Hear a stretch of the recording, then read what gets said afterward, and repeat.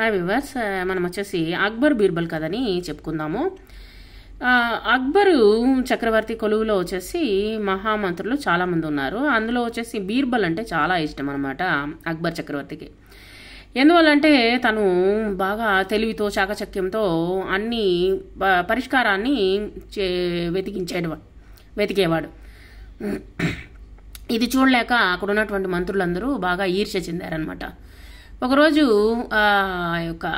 ఆ యొక్క కొలువులో ఉన్నటువంటి మంత్రులు ఎలాగైనా సరే అక్బర్ చక్రవర్తి చేత బీర్బల్ని వచ్చేసి తరిమి కొట్టాలి, ఈ యొక్క ఆస్థానం నుంచి తరిమి కొట్టాలి, లేదా అతనికి శిక్షణ పడేటట్టు చేయాలి అనేసి వాళ్ళు ఒక ఉపాయాన్ని ఆలోచించారనమాట. అక్కడ ఒక మంత్రి ఉన్నాడు, ఆయన పేరు మస్తాన్ అనమాట. ఆ యొక్క మంత్రి మస్తాను రాజు దగ్గరికి వెళ్ళి అక్బర్ చక్రవర్తి మన దేశంలో వచ్చేసి దొంగతనం జరిగింది. ఆ యొక్క దొంగ ఎవరో కాదు, మనకు దగ్గరలో మన యొక్క కొలువులో ఉన్నటువంటి బీర్బలే మన యొక్క దొంగతనం చేసింది అని చెప్పాడనమాట. చెప్పేసరికి అక్బరు నమ్మలేదు. కానీ ఏ విధంగా బీర్బలు దీన్ని సాల్వ్ చేస్తాడనేటువంటిది అర్థం కాలేదు. బీర్బల్కి కొంచెం ఆలోచించాడు. బీర్బలు, ఆహా, మన మీద ఆరోపణ జరిగింది, నింద మోపబడింది. అప్పుడు అక్బర్ చక్రవర్తి అడిగారు, నువ్వు దొంగతనం చేశావా అని బీర్బల్ని అడిగాడు. వెంటనే బీర్బల్ చెప్పారు, నా పైన నింద అనేటువంటిది మోపబడింది, కాబట్టి ఆ యొక్క నిందని నేనే వచ్చేసి పరిష్కారం చేసుకోవాలి.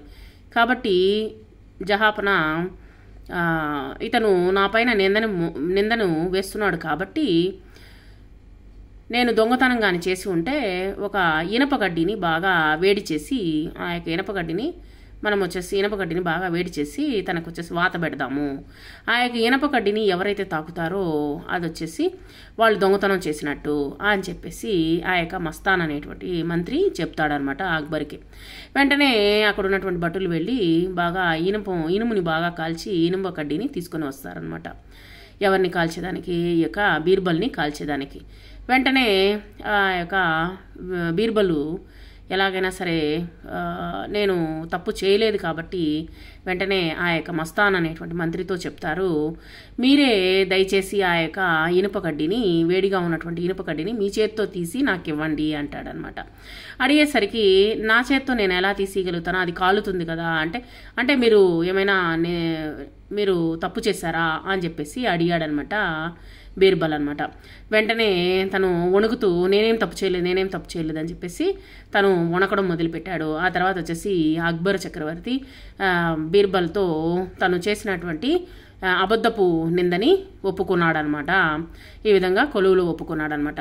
కాబట్టి ఎలాగైనా సరే ఆ యొక్క బీర్బల్ని తరిమేయాలని అనుకున్నారు. కానీ ఏంటంటే అక్కడ చాకచక్యంతో తనపై ఉన్నటువంటి నిందని పోగొట్టుకున్నాడు బీర్బల్ అనమాట. Thank you very much.